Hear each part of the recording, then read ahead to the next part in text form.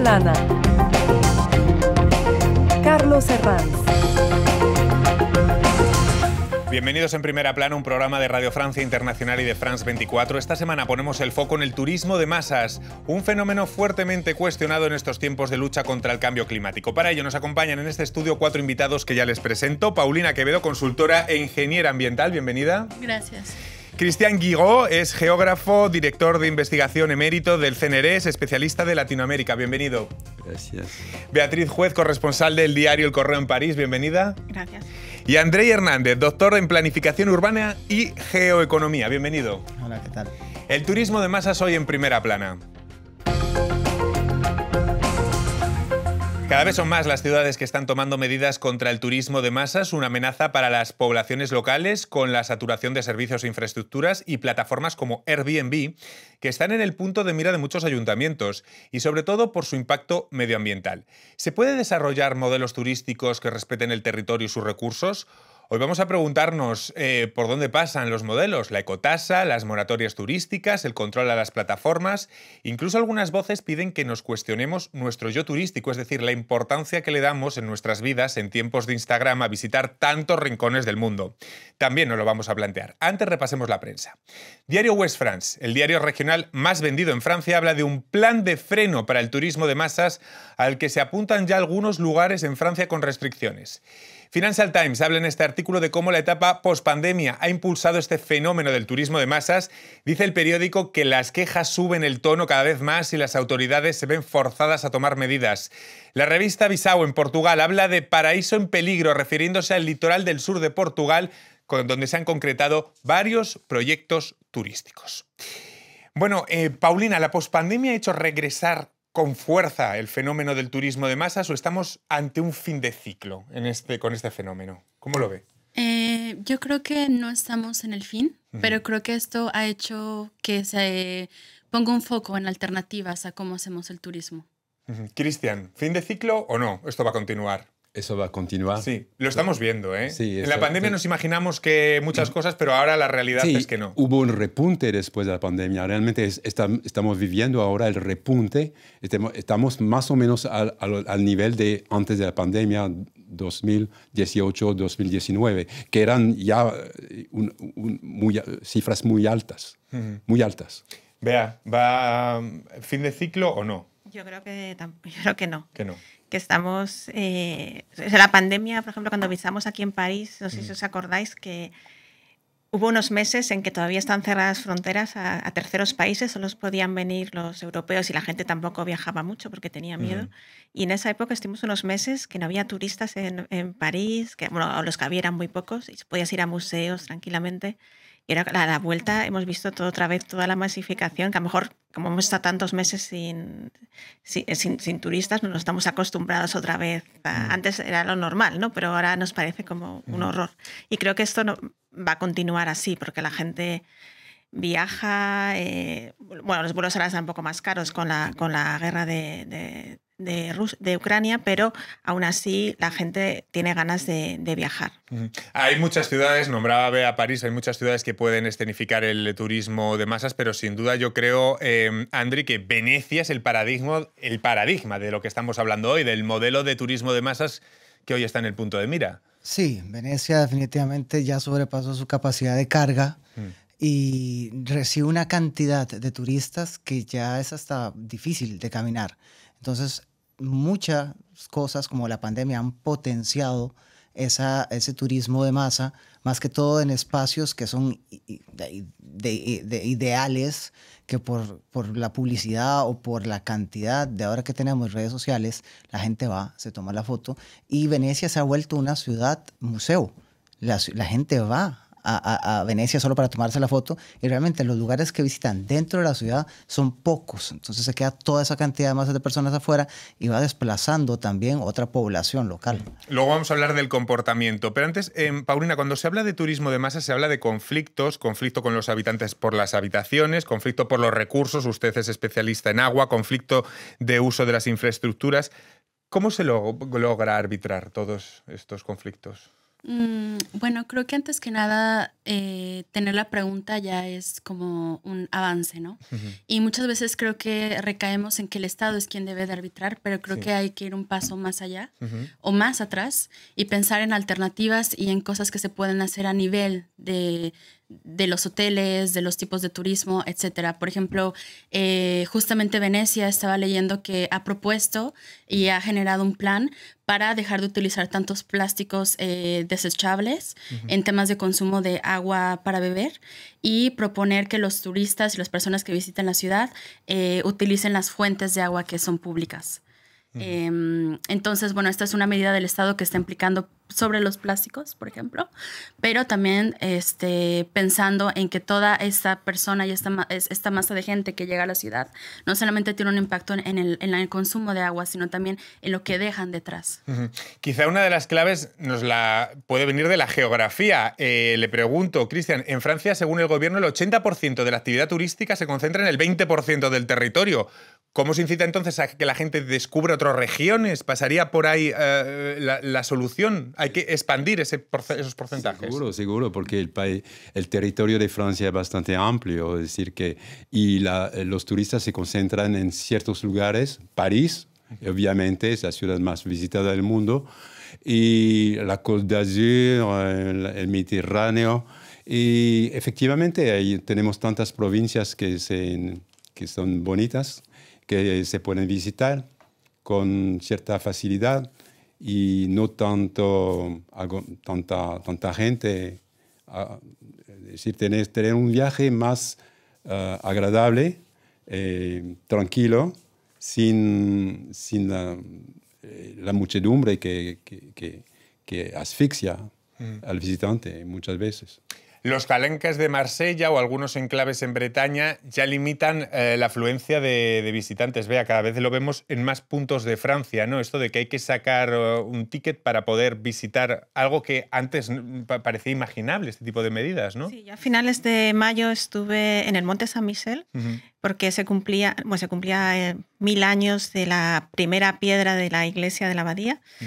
Y bueno, fui ahí a hacer un reportaje y justo el fin de semana antes había habido un récord de visitantes. Y bueno, el señor el guía que nos enseñaba la abadía nos decía, no, es que tenemos que hacer algo porque es imposible tener a tanta gente. O sea, porque no, es un sitio muy estrecho, hay como una calle, digamos, y por ahí había un récord. Entonces no sabía muy bien cómo gestionar los recursos. Había que poner un límite, por ejemplo, yo qué sé, pues al día que lo visiten, yo qué sé, 3.000 personas o 4.000, que al final será mejor para todos, para los visitantes, porque será una visita más agradable, no estarán masificados, no habrá colas para comer.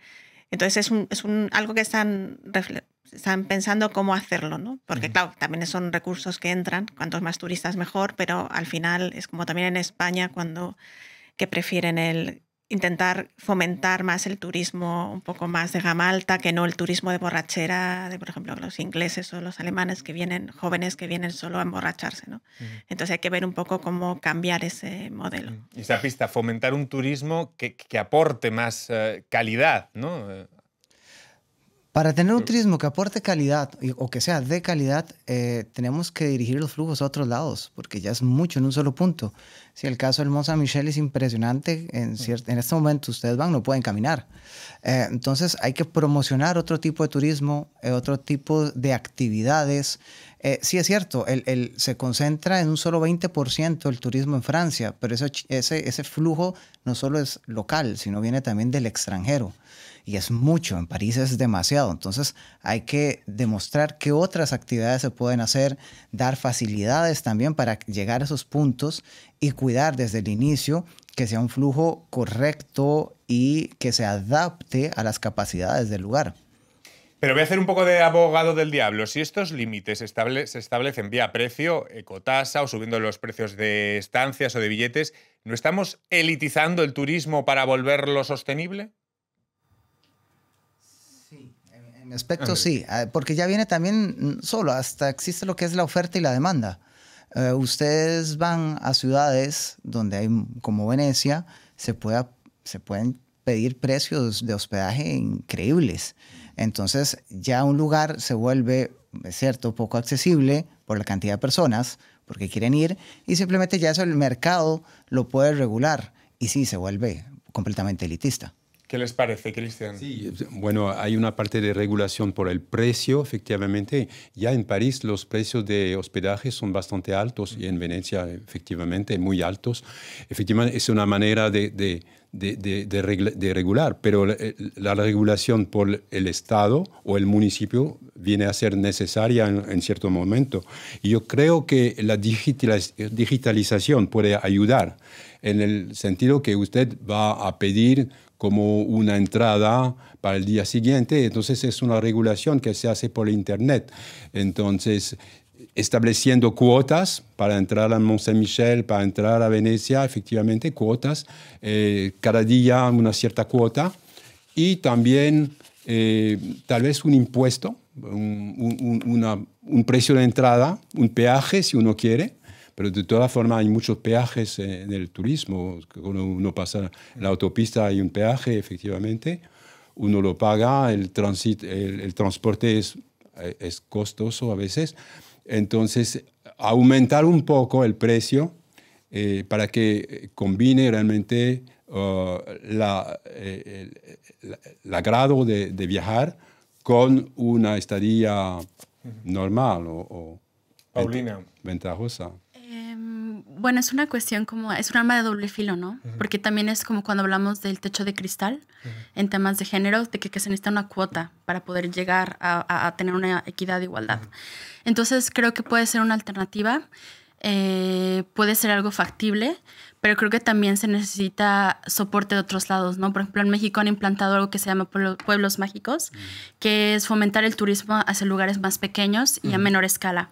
Que por otra parte también hay que tener cuidado, ¿no? Porque también con eso puede venir temas de gentrificación o que se queden más personas del exterior que personas que están locales dentro de estos pueblos mágicos. Pero creo que es pensar en otra escala, ¿no? En otra manera de consumo. Pensar en tener experiencias en vez de lugares a tachar en el mapa.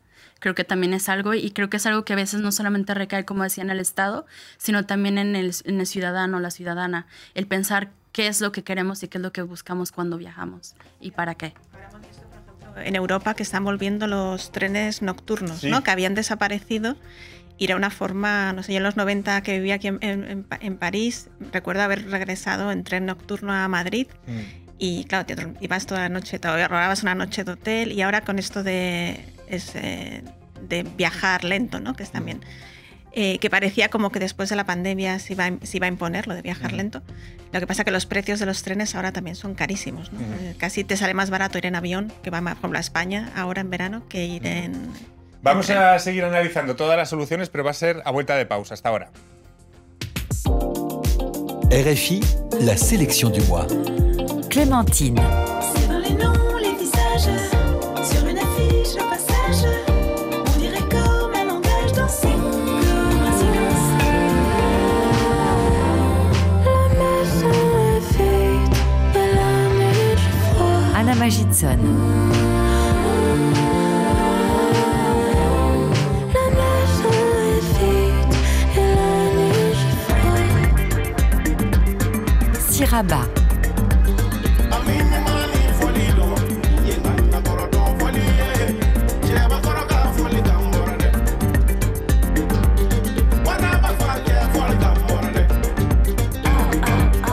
Gilles Caplan.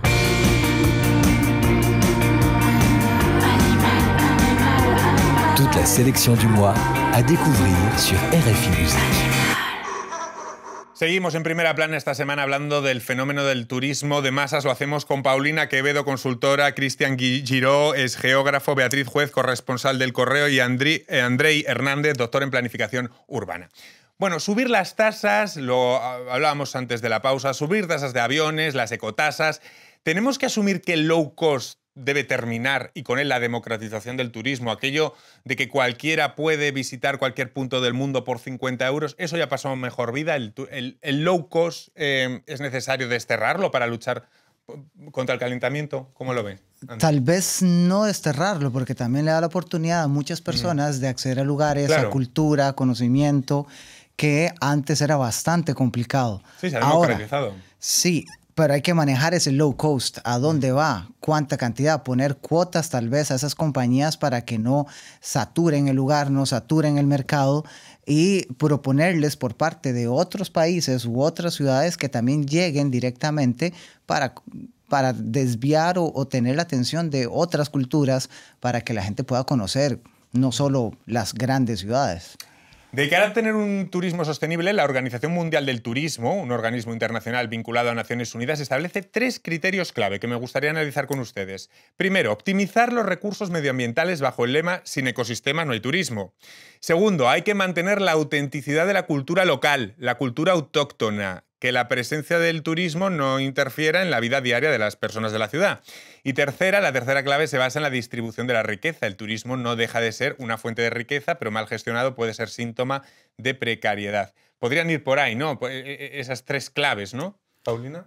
Sí, y de hecho la Organización Mundial del Turismo ha hecho también, creo, esfuerzos conforme al agua. Este año tuvimos la Conferencia Internacional del Agua y estamos en el paso hacia la década del agua también, y se ha puesto en pro de hacer cosas en el tema. También se ha sumado a la COP26 con la mitigación del cambio climático. Entonces creo que es un punto de referencia para cómo hacer el turismo.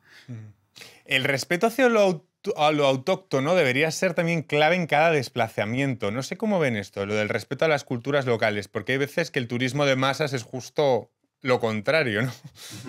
Sí, ya lo local se vuelve un producto, claro. Entonces que se vende y no se conoce realmente lo que se puede dar de ese lugar. Se pierde más que todo cuando hay un movimiento de población. Se van a dar los espacios, o en algunos casos hasta la gentrificación. Entonces hay un cambio de población de lo local a lo que está llegando. Entonces ya se pierde un poco lo autóctono y se vuelve un producto sin ningún fondo al final. Y luego está el tema de las plataformas como Airbnb, que están en el centro de la polémica con todo lo que provocan en las ciudades. Encarecimientos de alquileres, supresión de servicios. Bueno, en algún barrio de Barcelona ya han cerrado cualquier comercio de proximidad para personas mayores, y para tener que comprar el pan una persona mayor se tiene que desplazar, media hora. Esto es los otros efectos, ¿no? Los efectos que tiene que soportar la gente local. Beatriz. Sí, por ejemplo, en Barcelona lo han limitado mucho Airbnb. La gente tienes que tener una licencia, no puedes alquilar así como así.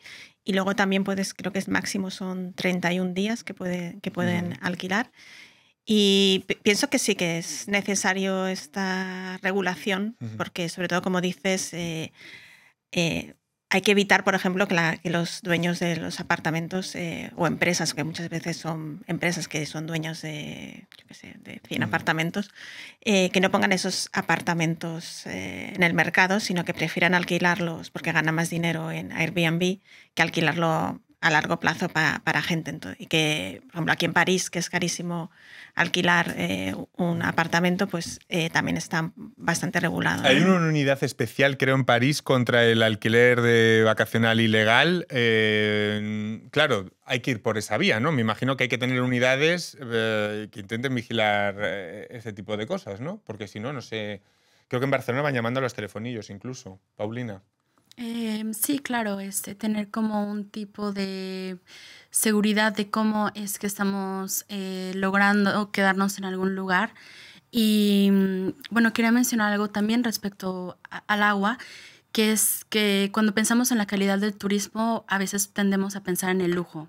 Si lo pensamos también en la dirección del agua, pensamos en que el agua debe ser, por ejemplo, pristina, no solamente respecto al medio ambiente del agua, es decir, como centro recreativo, sino también el consumo.